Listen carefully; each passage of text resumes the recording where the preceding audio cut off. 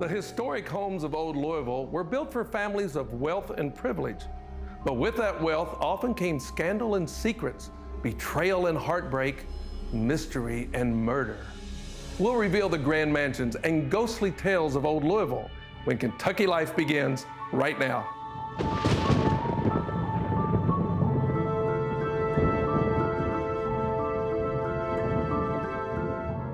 Hello, I'm Doug Flynn, and welcome to Kentucky Life, or just for tonight's show, what we're calling Kentucky Afterlife. Here in the Conrad Caldwell house, the camera crew and I seem to have this beautiful parlor to ourselves. But do we really? Or have we been joined by some lingering spirits from the house's earlier years? Maybe some of the very same spirits responsible for old Louisville's worldwide reputation for the paranormal. Old Louisville has about 45 square blocks in its historic preservation district, roughly 1,400 structures. Most of the houses in the neighborhood were built between 1885 and 1905. That makes them Victorian in style. When you talk about Victorian architecture, they think of gingerbread houses, sort of wood and shingle houses. Here, most of the houses are built of stone and brick. This was a very affluent neighborhood, so they could afford the most expensive building materials. The Southern Exposition was something that put Louisville and the state on the map. The Southern Exposition was actually a World's Fair. It was formed in the early 1880s because the Louisville Board of Trade wanted to showcase Louisville as a world port, so they designed the Southern Exposition, which was and still is the world's largest wooden structure. President Arthur conducted the opening ceremonies, and that's when 4,800 light bulbs that Thomas Edison's men had strung came on, and the light bulb was showcased to the world.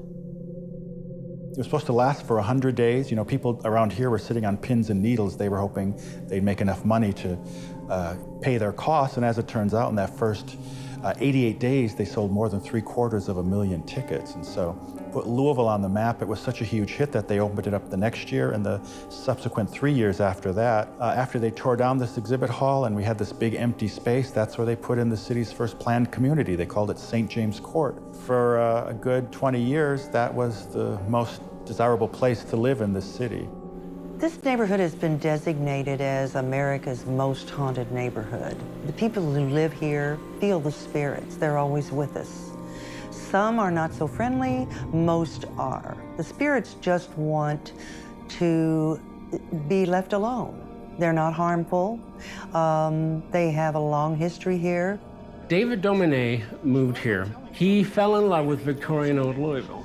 Everywhere David went, people had ghost stories. They had stories about the house and odd things that would happen in their homes. And so he began compiling this information and started writing books about it.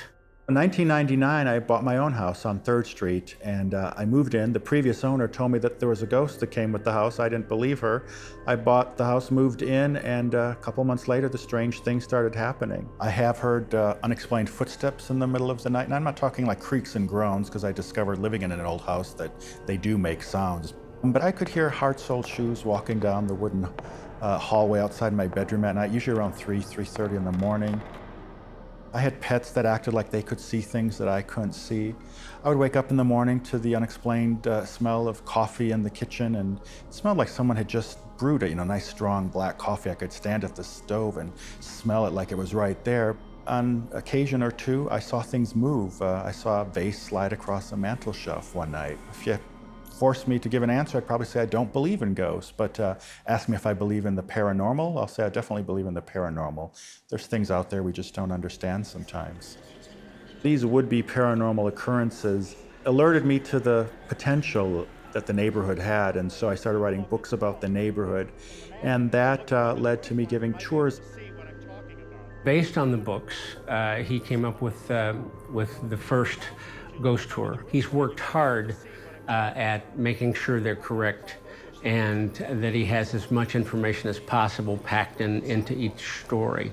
Our ghost tour is called the America's Most Haunted Neighborhood Tour. The tours started with just guiding people around in groups with lanterns and stopping in front of the haunted houses. We have many in Old Louisville.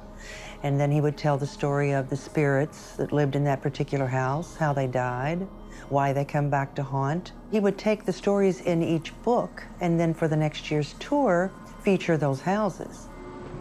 One of the places is the Pink Palace. It's one of the local landmarks. You can't miss it because it's pink. It was built about 1890. Originally, it was the St. James Court Gentlemen's Club and Casino. So this was a private clubhouse for the local men. They'd gather and have a snifter of bourbon, smoke a locally rolled cigar, things like that. And eventually, it was turned into a residence like it is today. In the 1960s is when it acquired a reputation as being a haunted house. Supposedly there's a ghost by the name of Avery here. He's a distinguished gentleman who makes appearances at times when people who live there are in danger. So he's what they call a crisis apparition in the paranormal world. If you have to have a ghost in your house, he's the kind you want. He shows up to warn you that you're in danger or that something is about to happen. And he was first discovered by a woman living there in the 1960s. Her name was Jenny, and he showed up, made several appearances, and she started wondering what was going on, and it turns out there were two burglars outside trying to break in, and he sort of alerted her to this and saved her. And throughout the years, things like this have happened. The current owners know that if they see Avery, they better watch out. Something's afoot at the Pink Palace. I've had many personal experiences with the spirits that live in this house. The main focus of my house has been the little girl in the white dress who stands on the stairs. She's been seen by 4 people in the last 100 years. My son saw the little girl. He was the last person to see her. He told me about her, and I just blew it off. I didn't think anything. It wasn't until later that I met David and was telling him about the happenings in the house. He did the research on my house to find out who the former owners and inhabitants were. At one point, around 1915 to 1920, a woman lived here in the front bedroom upstairs. She had a little girl, and they were boarders here. The little girl ran down the stairs one day and out into the street, and she was run over by a car and killed. There were several generations of a family that grew up in the house. We have documented evidence that they have seen the same little girl on the same stair. In the center of Old Louisville, we have our famous Central Park. Central Park was redesigned in 1905 by Frederick Law Olmsted, the man who did Central Park in New York City. And at one time, this is where the Dupont brothers, Antoine Biederman and Alfred Victor, had a residence. And it's supposedly one of these brothers that haunts the park and the environs. People have reported him in their houses as well. But it's a tall man in a black tuxedo. He's got a gray silk top hat on very often a gold-tipped walking stick at his side.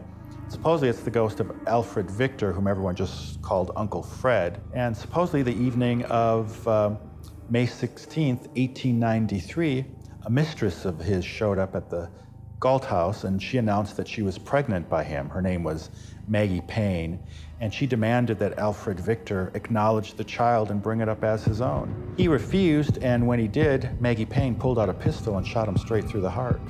And today that would be a terrible scandal for a family to deal with. You can imagine what it was like back in Victorian Kentucky. They tried to cover it up. A lot of the local newspapers were indebted to the DuPonts, so they printed the story that he had died of a heart attack. They say it's because of this scandalous tragedy that Uncle Fred, as he's known, still haunts the neighborhood today. There are a lot of people who take the tours for the history. And because David has done the kind of research he's done, it's very, very interesting. A ghost story, though, seasons it up, it makes the history less dry. There's a real good feeling to this home, and a lot of time, well, every time, in fact, when someone comes in, when people come in on the tour, someone will ask us, you live here? And we say, yeah, we live here. It's our home. Each house has a history, and it's wonderful to learn about not only the architecture, but who built the house, how much they cost, who lived there, who died there, what happened to the house after the original owners moved out. We don't really own these houses. We are caretakers. The structures actually have a life of their own. They come to life, and it's a privilege and an honor to live in one of these homes so full of history.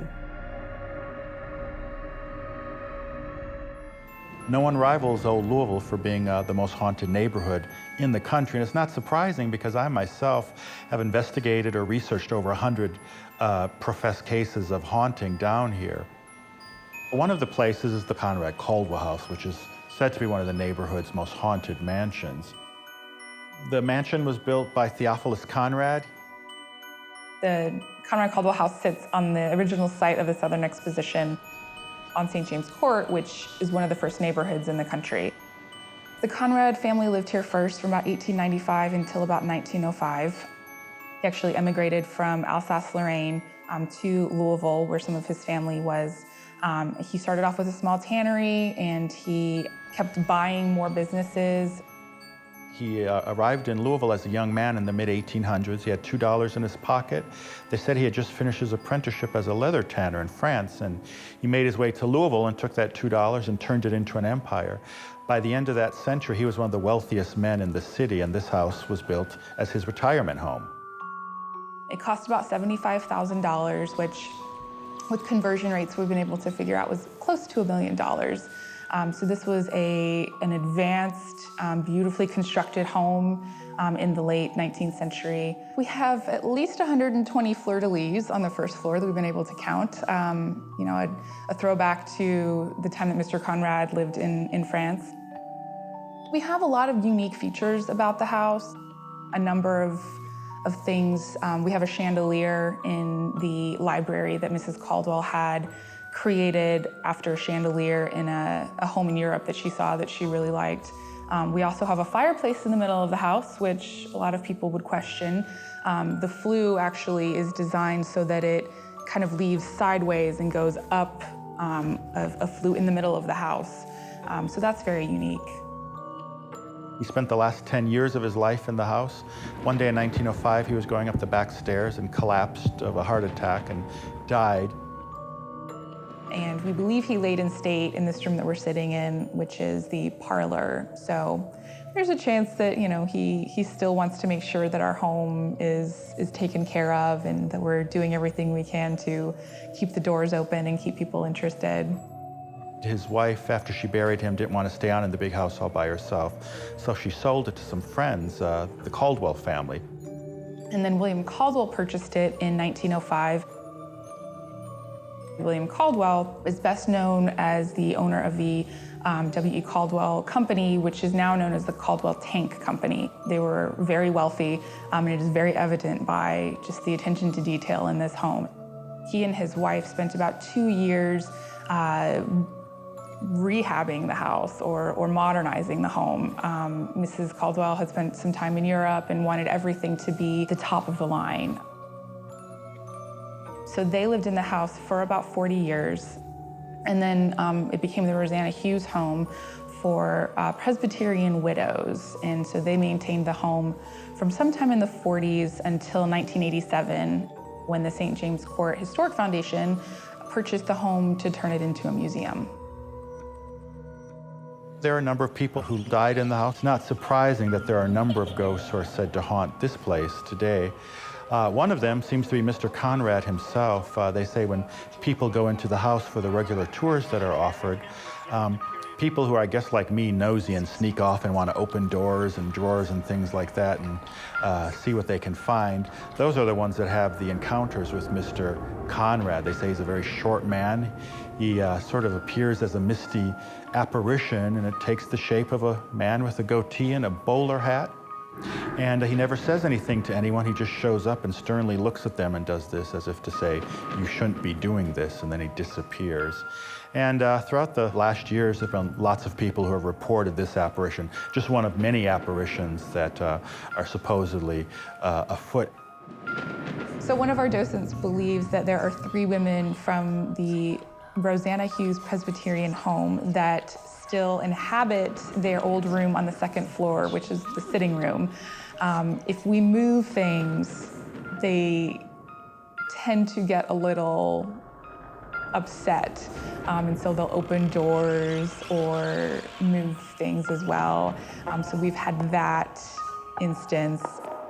And one of our docents will say hello to them in the morning just to make sure that she, has talked to them. Sometimes I think there's a ghost whenever the elevator goes up because it's a huge noise right in my office and it always startles me. My first experience with ghosts here was I was giving a tour on the 3rd floor, and out of the corner of my eye, I saw a ball of light go flying by. Now, I probably wouldn't have thought anything about it, but then a second one went back. So I thought that maybe the people in my group were swinging purses or umbrellas, but I turned around, they were all just standing there. Well, many people have had other experiences here. I once had a lady who came through for a tour, and she asked to see the piano in one of the rooms.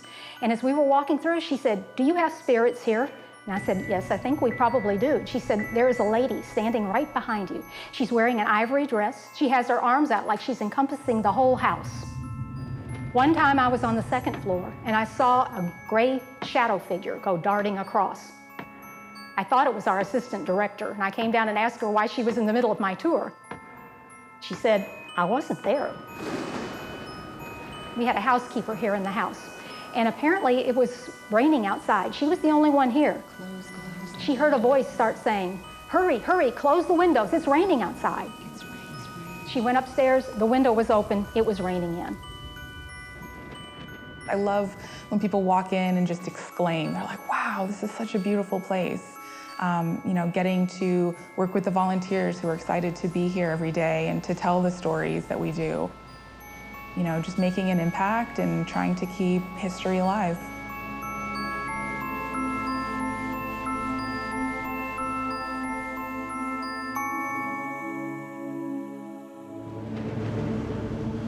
This house is the Dupont Mansion. It was built around 1882 by the Delaware Duponts. It is one of Louisville's grand mansions. We have had guests who have felt presence.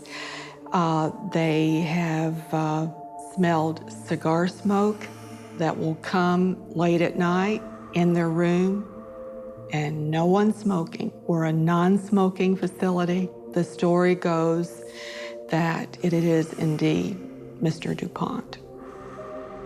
On the 3rd floor of the Dupont Mansion, there was a ballroom. There are 3 guest rooms on the 3rd floor now, and from time to time, they hear ballroom music. And I think that it's just another dimension, that they're accustomed to being in these places. It was their home, and they want to see what's going on. First Church of Christ Scientists, which is a beautiful neoclassical structure. And this is where we have the Lady of the Stairs. She's always in a flowing white gown, has jet black hair done up in a Gibson girl kind of hairdo. And they always just see her pacing back and forth across the huge set of steps at the front of the structure. They say you can hear her sobs in the wee hours of the night. It was a young woman they called Miss G. The G stood for Gathright, prominent local family from Bardstown. The story is that her family, they arranged a lucrative marriage. When they presented this man, Miss G said, "No, thank you," because she was in love with someone already. She had met a dashing young soldier. He fell in love with Miss G and he courted her, and he promised that he would return and they would be married. When the parents found out, they sent her to Louisville to live with an aunt and uncle on 3rd Street. Back then, the steps of the church were a kind of rendezvous spot for young couples, so Miss G would sneak out at night, meet her boyfriend, and after several weeks of sneaking around, they just decided they'd rather run away and get married. When it came time to meet, the young man never made it. He was one of several hundred soldiers who was struck with the flu at Camp Zachary Taylor, 1918, 1919. That's when we had the Spanish flu outbreak in this country. She waited on the stairs. She finally did give up, thinking that she had been jilted, not knowing that her boyfriend was, on his deathbed. She went home and contracted the flu as well, and they never found out what happened to each other. Within 2 days, they were both dead and buried. They say Miss G's ghost haunts these stairs, waiting for the young man. The Inn at the Park was built about 1887 by Russell Houston. Mr. Houston at the time was president of the Louisville-Nashville, the L&N Railroad. The first thing you notice when you come through the beautiful front doors is a large sweeping staircase from the second floor all the way down to the first floor. That staircase spatially takes up essentially a full room. Another example of how the architects and the owners often sacrificed functionality for features and looks. The important thing to them in building that staircase was not efficiency to get up and down stairs, it was to create a spectacle as you entered the building. Another interesting thing about this building is the woodwork in the various rooms. And each of those rooms are paneled or trimmed with a different luxurious wood. Supposedly, back in the 1890s, not too long after the place was built, Annie Whipple was hired as a tutor for the children of the family. Supposedly, one of the children was deathly ill, so she was trying to contact the spirit of this doctor. She was conducting a kind of seance. The doctor who she thought would be able to cure this child had just died the day before, so she sort of reached out, tried to contact him on the other side. She went over to the corner of Park and 6th Street, just over 1 block from where she'd been living, and she met an old witch at this tree known as the Witch's Tree. A rogue spirit intercepted the messages and ended up killing Annie Whipple as a way of sort of teaching her a lesson for dabbling in the black arts. The guests that have stayed here have reported a number of different events, and one of the guests that I had amongst this business group began explaining a certain thing that he saw on the second floor. He described it as a transparent woman. The other gentleman at the breakfast table, his eyes widened like saucers, and he said, "That's what I saw." Guests have heard noises. The most often repeated noise is the whirlpool tub in the master suite has been turned on in the middle of the night with no water running, no people in there. A woman has been seen coming down the sweeping stairway, dressed in what appeared to be Victorian garb of the 1880s and 90s era. The woman disappeared as she neared the bottom of the stairs. The story of the Ice Boy is one of the more tragic ones in Old Louisville. The Ice Boy haunts a building known as the St. James Flats. People feared that an apartment building would bring down the value of housing in the area, and the residents of St. James Court actually took the owner to court. He won the case on the argument that the housing was needed in Old Louisville, and so he proceeded to build the St. James Court Flats. They existed in harmony with the rest of the neighborhood until the night of February 6, 1912. That night, the building burst into flames, and the top 3 stories were completely consumed. Because it was so cold that night, where the firemen had tried to put out the flames, the water from their hoses had frozen on the house. And so they were greeted by this just ruin of ice and soot. It was just rising up like a stalagmite. They were just glad that nobody had perished in the fire. But that is when stories started to surface about this little boy that could be seen in front of the house or in the fountain at St. James Court. And it turns out that this little boy was a resident of the Cabbage Patch neighborhood just a block west. He was a grocery delivery boy just trying to make some extra money for his family. That night it was just so cold, before he went out on another delivery, he just wanted to warm up for 1 minute on the 5th floor of the house. And that's when the fire broke out.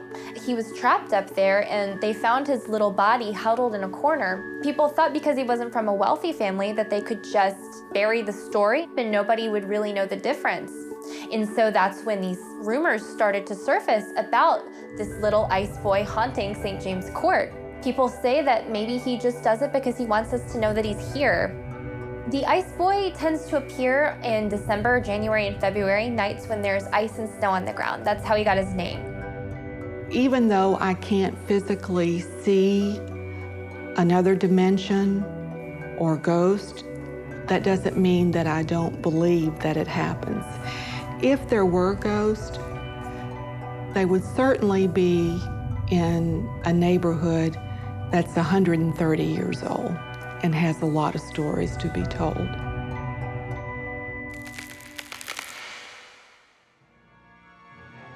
Do you believe in the ghosts of old Louisville? Can the stories and scares all be explained away? Whether you believe or not, ghost stories have a way of bringing the past back to life. So I'm happy to keep an open mind and an eye over my shoulder. Thanks for watching tonight. We'll look for you next time. I'm Doug Flynn, enjoying life, Kentucky life.